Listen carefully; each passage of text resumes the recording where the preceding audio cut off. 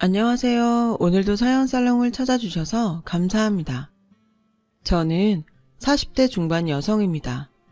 규모가 좀 있는 식당을 경영하고 있어요. 처음부터 식당 일을 했던 건 아니었는데 제 인생이 이렇게 풀렸네요.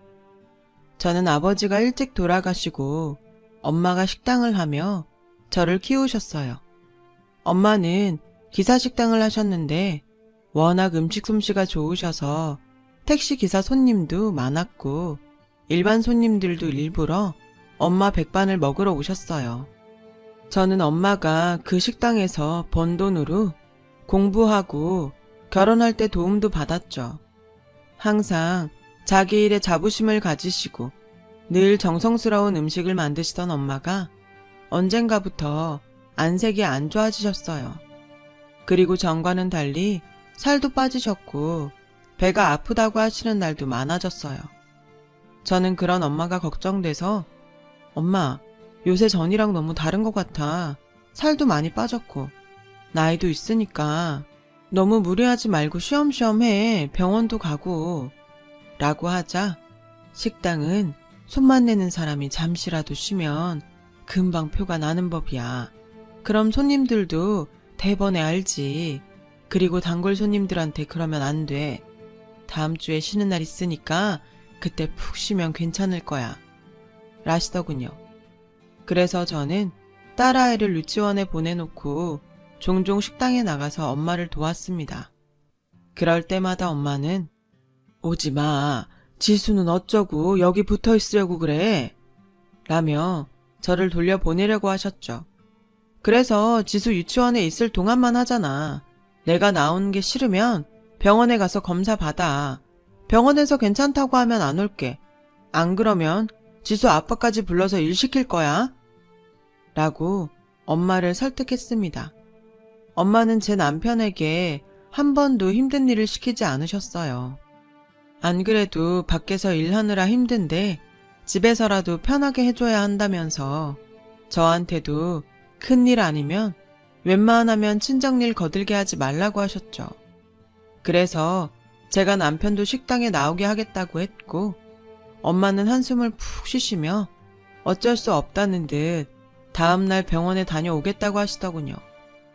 엄마가 병원에 혼자 가시는 게 안쓰러워서 남편 보고 버스로 출근하라고 하고 엄마를 차에 태워 병원에 갔어요.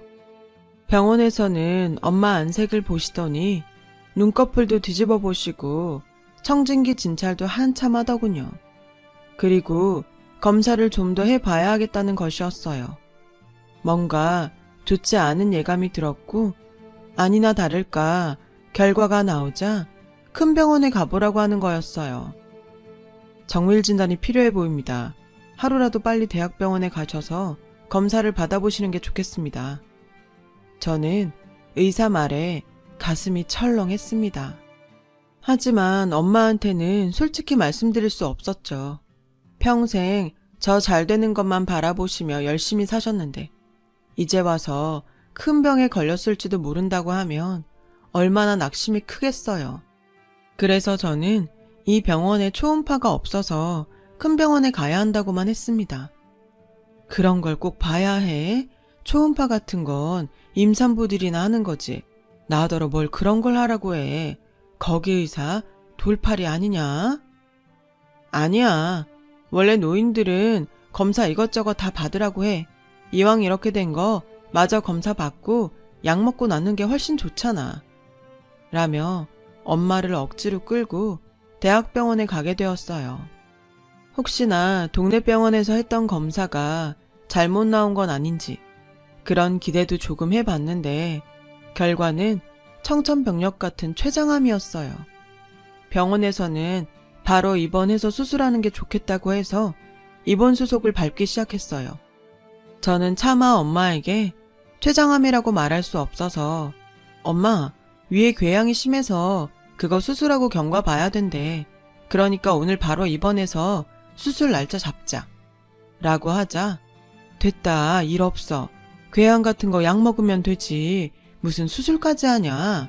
이럴 때가 아니야. 요즘 식당을 너무 자주 비웠어. 어서 가서 반찬도 만들고 고기도 손질해야 돼. 얼른 가자. 저는 엄마의 고집에 그만 우라통이 터지고 말았습니다. 맨날 식당.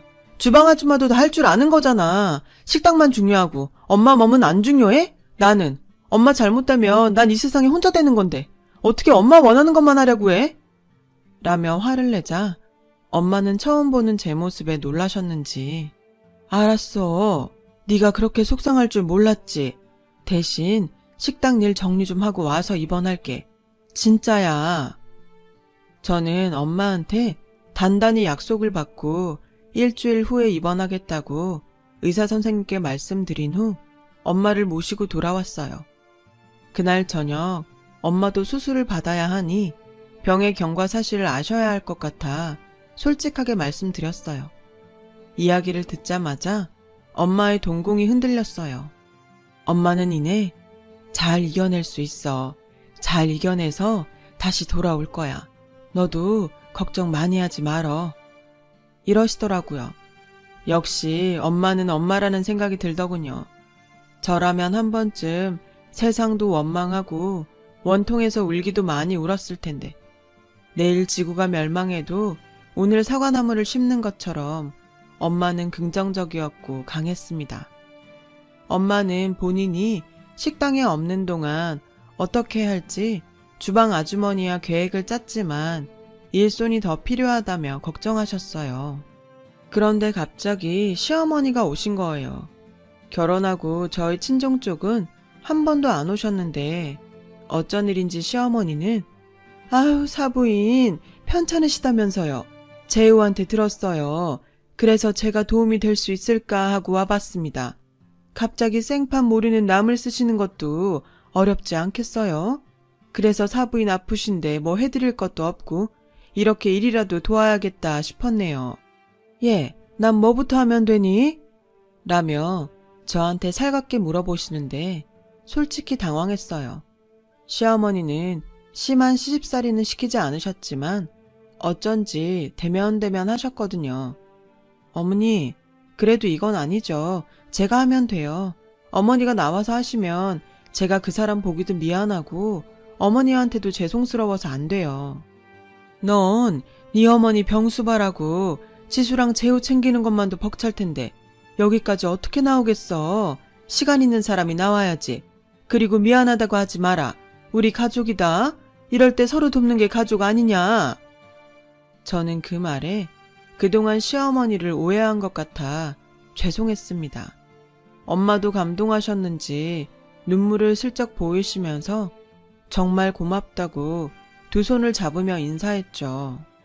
하지만 엄마가 일에 확실한 성격인 만큼 까다로워서 시어머니가 엄마가 말하는 게 기분 나쁘진 않을지 걱정되었습니다. 그래서 매일 거의 식당에 붙어있다시피 하며 시어머니와 엄마 사이를 살폈죠. 걱정했던 것과 달리 시어머니는 엄마가 하시는 말씀을 잘 받아들이시더군요. 시어머니가 엄마 하는 대로 열심히 따라 하시는데도 엄마는 못내 마음이 안 놓이시는 것 같았습니다. 사부인 도와주셔서 정말 고맙습니다. 그래도 노파심에 말씀드리자면 손님들은 반찬 하나도 조금이라도 성의 없으면 금방 알아보고 지적해요. 오늘 반찬 이상하다고요. 그러니까 힘드셔도 매일 정신 바짝 챙기시고 주방 아주머니 양념 해놓으시는 거 잘 마무리하셔서 저하고 하실 때랑 똑같이 하셔야 돼요. 그리고 홀은 물론이고 주방도 늘 깨끗하게 해주세요. 걱정 마세요.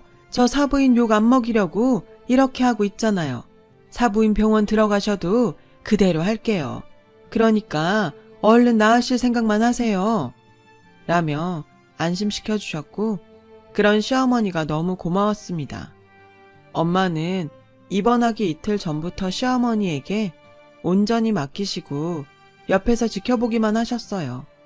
그렇지만 역시 주방 아주머니와는 손발 맞춘 시간이 짧아서인지 자꾸 얼굴 붉히는 일이 생기더군요. 주방 아주머니는 답답했는지 저기요, 아까랑 다르시잖아요. 그건 기름 두르지 말고 물을 넣고 볶아야 된다니까요. 아니, 그러면 좋게 말을 해주면 되지. 왜 소리를 질러요?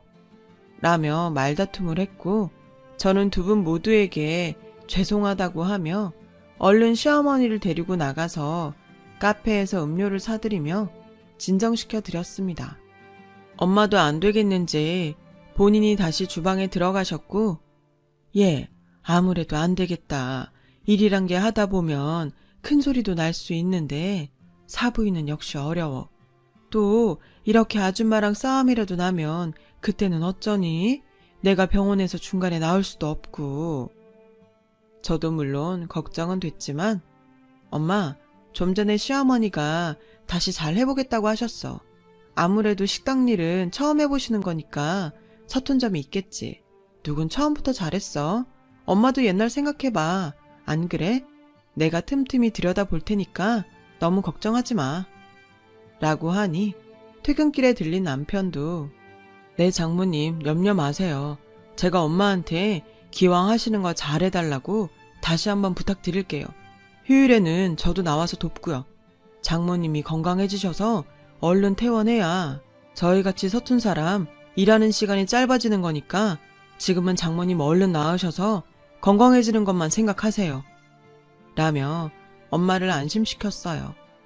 그렇게 이틀이 지나고 엄마는 병원에 입원하셨고 그 다음날 오전에 수술에 들어가셨어요. 암이 다른 데로 퍼지지 않아 수술 경과가 좋기만을 간절히 바라며 수술실 앞을 지켰습니다. 하지만 수술실을 나온 의사 표정은 어두웠습니다. 예상은 했지만 췌장 주위로 암이 침륜돼서 예후가 좋지 않습니다. 이미 황달도 생긴 후에 오신 거라서 림프절까지 전이됐고요. 아무래도 마음의 준비를 하셔야 할 것 같습니다. 저는 머릿속에 지진이 난 것처럼 세상이 흔들리는 것 같았어요. 엄마가 너무 불쌍해서 눈물이 났고 엄마가 아픈 걸 빨리 알아채지 못한 제 자신도 미웠습니다. 중환자실로 옮겨진 엄마는 이틀 동안 깨어나지 않으셨어요. 저는 그 상황이 너무 무섭기만 했죠. 그러다 보니 자연히 식당은 뒷전이 됐고 시어머니가 어떻게 하고 계시는지 생각할 겨를도 없었어요. 저는 엄마한테만 매달려서 기적이 일어나기만을 기도했어요. 엄마가 눈을 떴을 땐 정말 눈물만 나왔죠. 그런데 엄마는 그런 제 속은 모르시고 식당 걱정만 하시는 거였습니다. 왜 여기 이러고 있어? 얼른 식당 가봐. 시어머니 계시잖아. 남편도 퇴근길에 들린댔어. 장서방이 뭘 한다고. 얼른 가. 그게 날 위하는 거야. 기운 없는 모기만한 목소리로 계속 절더러 가라고 하시는데 그런 엄마가 너무 안쓰럽고 가여워서 저는 울면서 식당으로 갔어요. 식당은 그럭저럭 굴러가는 것 같았고 저는 엄마에게 다시 가서 걱정 안 해도 된다고 했어요.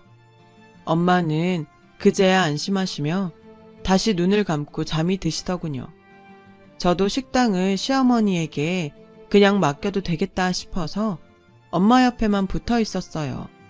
그러나 예상대로 엄마는 점점 나빠지셨고 일반 병실로 옮길 수 없었습니다. 병원에서는 항암 치료도 소용없을 거라며 마약성 진통제만 계속 놔주고 있었어요. 저는 피골이 상접해서 진통제 용량만 늘린 엄마를 보며 그제야 마음의 준비를 해야 한다는 말이 실감이 났습니다. 엄마가 돌아가시면 식당도 어떻게 해야 할지 고민이 되었죠. 그래서 하루는 주방 아주머니와 얘기를 해보려고 식당에 갔어요. 그런데 어쩐 일인지 식당이 어딘가 황량하고 의심스러운 거예요. 어머니, 이게 어떻게 된 거예요? 주방 아주머니는 어디 계시고요? 오늘 장사 안 하기로 하셨어요? 라고 하자 시어머니는 그 사람 내보냈다. 아주 못쓰겠더구나. 내가 사장 사돈인데 눈 똑바로 뜨고 따박따박 싸가지 없는 말만 하고 라고 하셨고 그때 처음 보는 아주머니가 오셔서 주방에 들어가시더군요. 아주머니 내보내시면 음식은요? 설마 저분이 하시는 거예요? 내가 급하게 구하느라 돈도 더 주고 데리고 왔어. 아니, 자기가 여기서 오래 일했으면 했지. 주방에서 한 발자국도 안 움직이면서 나보고 이래라 저래라 명령이나 하고 말이야. 사람이 위아래가 있어야지. 암만 일만 잘하면 뭐하니? 라고 하셨고, 저는 어머니, 그래도 이건 저희 엄마와 상의하셨어야죠. 안 되면 저한테라도 말씀하셨어야죠. 그 아주머니가 어떤 분인데 그렇게 어머니 마음대로 내보내세요. 그리고 홀은 왜 이래요? 청소도 안 돼 있잖아요. 어머니, 저희 엄마 하시던 대로 하기로 약속하셔놓고 이러시면 어떡해요? 라고 하니 시어머니는 벌컥 화를 내시며, 예, 내가 지금 온몸이 안 아픈 데가 없어.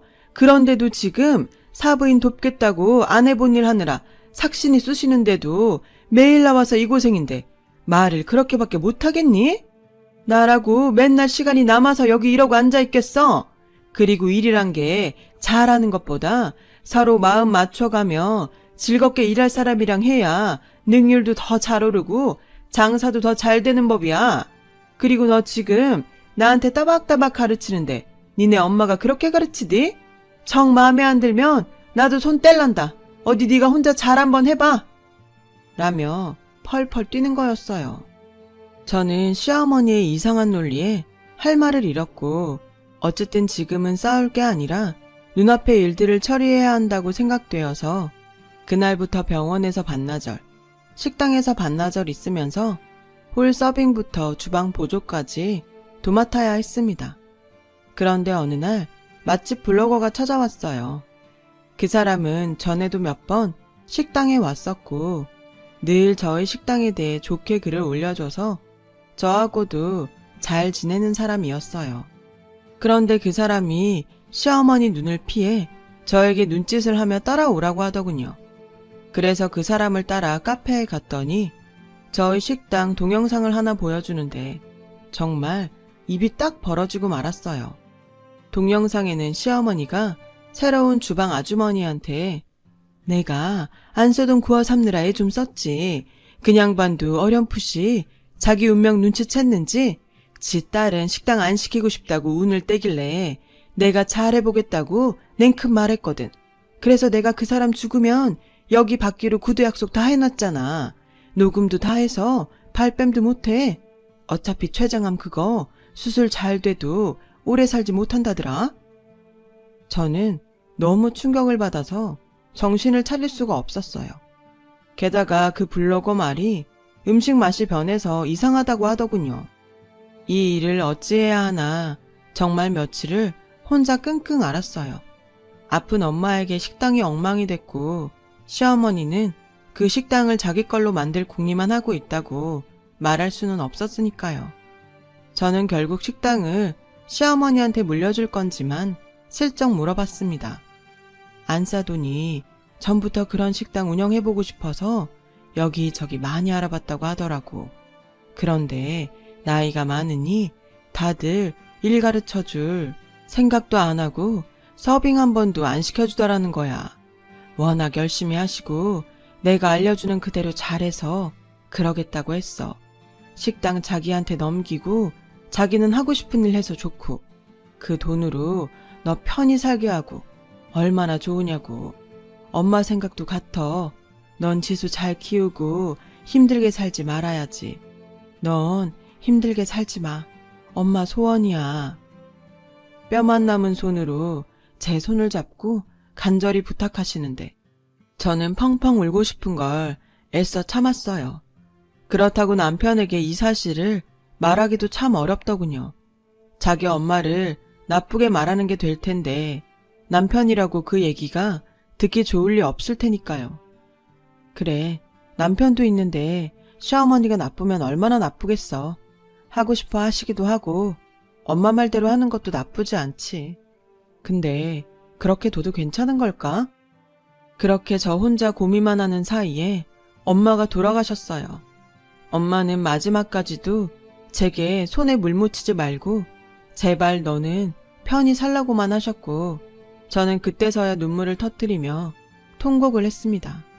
아버지 장례식 때도 그렇게 정신없진 않았는데 엄마 장례식은 정말 제정신이 아닌 상태로 치렀어요. 엄마가 너무 불쌍했고 너무 고통스러워하다 돌아가셔서 마음이 아팠죠. 반은 넋이 나간 상태로 일을 다 치르고 나니 그제야 식당을 어떻게든 찾아야겠다는 생각에 정신이 번쩍 들더라고요. 그런데 식당을 가보니 이미 주인이 바뀌어 있는 거였어요. 아니, 이게 어떻게 된 거예요? 아줌마는 누구세요? 라고 묻자 지난주에 제가 여기 인수했어요. 여기 있는 거 다 받기로 하고 돈도 더 많이 줬는데 그러는 그쪽은 누구세요? 저는 너무 화가 나서 당장 시어머니에게 전화를 했습니다. 그런데 시어머니는 너무 뻔뻔하게 여기 땡땡동 땡땡상가 1층에 족발집으로 와라 라고 하는 거예요. 저는 가자마자 아니 그 식당이 어떤 식당인데 그렇게 팔아서 이 족발집 여신 거예요? 왜 저한테 말씀도 안 하셨어요? 라며 소리소리 질렀더니 얘가 손님들 계신데 이게 뭐 하는 짓이야? 여기 전국 지점 있는 가게라 이런 식으로 하면 우리 잘려. 시작하자마자 해약당하라고 이러는 거야? 너 이럴 거면 당장 나가. 그리고 다시는 오지 마. 라며 저를 쫓아내셨어요. 더 기가 막힌 건 남편도 알고 있었다는 거였습니다. 그 가게 우리 엄마 명인데 어떻게 처분한 거야? 왜 나한테 말 안 했어?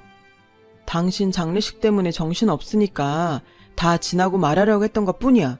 그리고 장모님이 우리 엄마한테 가게 처리 다 해달라고 넘기셨고 엄마는 그 식당 더 잘할 수 있는 사람한테 비싼 값에 팔아 유명한 족발집 지점 열었으면 더 잘 된 거 아니야? 왜 이렇게 펄펄 뛰고 그래 기분 나쁘게. 알고 보니 엄마가 병원에 계실 때 시어머니가 엄마를 찾아가 어차피 자기가 인수할 테니 부동산 계약들은 대신 알아서 처리해주마 하셨다는 거예요. 엄마는 시어머니 말을 믿으셨겠죠. 저는 가게를 다시 찾을 수 없는지 변호사 사무실에 찾아가 알아보았지만 시어머니가 엄마가 구두 약속한 걸 녹음해서 갖고 있고 그럴 경우에는 구두 약속이 더 효력이 생기는 거라 제가 어떻게 할 방법이 없다고 하더군요. 그 녹음 파일에는 식당을 넘기는 돈에 관한 사항은 없었습니다. 당연히 자신들 유리한 대로 녹음이 되었을 거고요. 남편은 제가 법률 자문을 구했다는 걸 알고 길길이 날뛰었고 저도 그런 남편하고 더는 살고 싶지 않아서 이혼하자고 했어요. 남편도 선뜻 그러겠다고 하더군요. 자기는 재혼하기 쉽지만 애 딸린 저는 아무도 안 쳐다볼 거라나요. 남편은 저와 10여 년의 세월을 무엇 때문에 살았을까 정말 많은 생각이 들었고 배신감에 치가 떨렸어요. 남편과 이혼하고 얼마 없는 예금과 엄마가 살던 집만 가지고는 딸아이를 키우는 것은 물론 일상생활도 힘들 지경이었어요. 제가 엄마 식당 일을 도왔었기 때문에 그쪽에 이력이 있어서 시내 식당들을 중심으로 일자리를 알아보았어요. 그렇게 식당들을 돌아다니다가 전에 계시던 주방 아주머니를 만났습니다. 아주머니는 갈비집에서 일을 하고 계셨는데 저를 보더니 반가워서 어쩔 줄 몰라 하셨어요. 저 일자리가 필요해요. 아주머니, 여기 사장님한테 말씀 좀 잘해주세요. 저 일 잘한다고요. 라고 하니 아주머니는 절더러 이따 따로 만나자고 하셨습니다. 일을 마치고 저와 카페에서 만난 아주머니는 자기와 함께 조그맣게 식당을 해보면 어떻겠냐고 하셨어요. 자기가 가진 돈하고 내가 모아놓은 돈 하면 변두리 작은 데는 얻을 수 있어. 저는 아주머니의 격려에 힘을 얻어 그러겠다고 했죠. 아주머니가 계신 것만으로도 든든했고요. 저는 방에서 엄마 물건을 정리하다가 노트를 발견했고 거기에는 엄마만의 비법 양념 레시피들이 줄줄이 써 있었어요. 저는 다음날 바로 그걸 들고 아주머니께 갔고 아주머니와 함께 양념을 만들고 숙성시키는 걸 연습해서 몇 달 후 식당을 열었어요. 작은 동네 식당이라 처음에는 손님이 얼마 없었지만 역시나 엄마의 양념은 모두에게 통했어요. 저희 가게는 점점 소문이 나서 예전에 엄마 식당에 밥을 먹으러 오던 기사 아저씨들도 찾아오셨어요. 개업하고 3년 만에 큰 가게로 옮길 정도로 장사가 잘 됐습니다. 그러다가 저는 다른 동네 맛집이 인터넷으로 포장 판매하는 걸 보고 저희도 하면 좋겠다고 생각했고 아주머니도 찬성하셨어요. 인터넷에 고기 불백이며 찌개며 반찬을 팔기 시작하자 식당에 한번 와봤던 사람들이 줄줄이 구입해 주시더라고요. 저희는 소위 대박이 났습니다. 그렇게 몇 년이 지나자 제 수중엔 큰 돈이 모였어요. 엄마를 생각하면 눈물만 났죠. 엄마가 남겨준 노트 덕에 난 이제 잘 살게 됐어. 근데 그 나쁜 것들은 어쩌지? 그냥 저렇게 잘 먹고 잘 살아도 되나? 라며 엄마 사진을 보고 얘기를 하다가 문득 그 상가가 궁금해지더라고요. 다음날 저는 부동산에 그 상가를 알아보았고 안 그래도 건물주가 급전이 필요하다고 살만한 사람 있는지 알아봐달라고 했다는 거예요. 저는 그 건물을 구입하겠다고 했어요. 주인이 급한 까닭에 시세보다 저렴하게 계약도 했죠. 운도 좋았어요. 그렇게 일사천리로 계약이 됐어요. 며칠 뒤 전 그 족발집에 찾아갔어요. 가게 안은 퀴퀴한 냄새가 나고 어쩐지 공기도 안 좋더군요. 이 상태의 가게로 어떻게 몇 년간 장사를 해온 건지 그게 더 대단하게 느껴질 정도였어요. 카운터에 앉아서 쳐다도 안 보며 어서 오라고 하던 시어머니는 제가 그 앞에 서자 눈이 동그래지셨습니다. 네가 무슨 볼 일이 있다고 여길 다 왔냐? 상가 재정비 차원에서 여기부터 나가주셔야겠어요. 어차피 계약 끝나가고 월세 못 내서 보증금 다 까드신 것 같던데요. 그리고 이렇게 더럽게 장사하는 가게 있으면 우리 건물 이미지만 나빠져요. 우리 건물이 무슨? 이게 왜 네 건물이야? 우리 일은 우리가 알아서 한다. 재수없게 거기 서 있지 말고 당장 나가. 우리 건물 맞아요. 제가 이 건물 계약했거든요.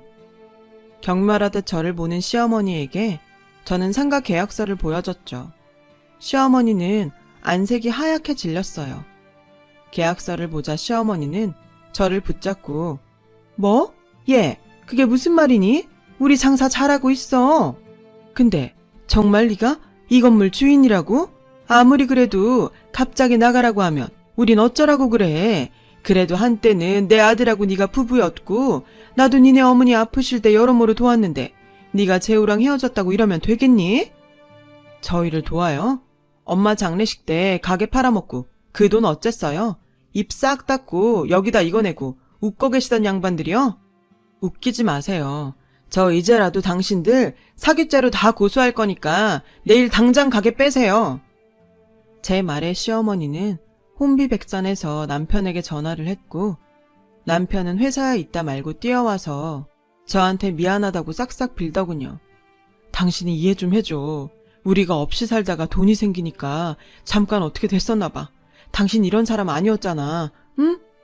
그래 아가. 한 번만 받아오. 이렇게 사정하마. 미안해? 미안하다고 이게 해결될 일이야? 그렇게 미안했으면 그때 사과하고 당장 제자리로 돌려놨었어야지. 우리 엄마가 어떤 심정으로 그 가게를 당신한테 맡겼는데 돌아가실 때까지 내 생각만 하고 당신들 믿었었다고. 그런데 뭐가 어째? 그리고 정재우 씨, 당신도 양심 있으면 이러는 거 아니지. 이 얘기 당신 회사 찾아가서 다 얘기해줘? 그래야 순순히 나갈래? 그제야 시어머니와 남편은 아무 말도 못하더라고요. 알고 보니 시어머니가 그 족발집을 하며 식품위생법을 위반한 게 한두 번이 아니라 본사에서도 해약 통지서를 보냈다고 하더군요. 저는 족발집을 내보내고 저희 가게를 옮겨왔어요. 둘은 그 뒤로도 위약금 물고 돈이 없다며 몇 번 찾아왔어요. 제가 알 바 아니죠. 저희 엄마 속이고 뒤에서 웃고 있었을 두 사람 생각하면 지금도 화가 치밀어 올라요. 그래도 지금 저는 제 딸과 행복하니 이게 다 전화위복 같기도 하네요. 엄마는 제 손에 물 안 묻히고 살길 바라셨지만 저도 어쩔 수 없는 엄마 딸인가 봅니다. 저희 가게에 오셔서 기분 좋게 돌아가시는 손님들을 보고 있으면 제가 살아있다는 걸 느끼니까요. 저희 행복한 모습을 보고 계신다면 엄마도 좋아하실 거예요. 제가 행복하길 바라셨던 만큼 더 잘 살아보겠습니다. 제 이야기를 들어주셔서 감사합니다. 여러분들 모두 행복하시고 좋은 일만 있으시길 기원하겠습니다. 여러분, 사연 댓글에 응원과 현명한 조언 부탁드려요. 좋아요와 구독은 저에게 큰 힘이 됩니다. 오늘도 좋은 일 가득하세요.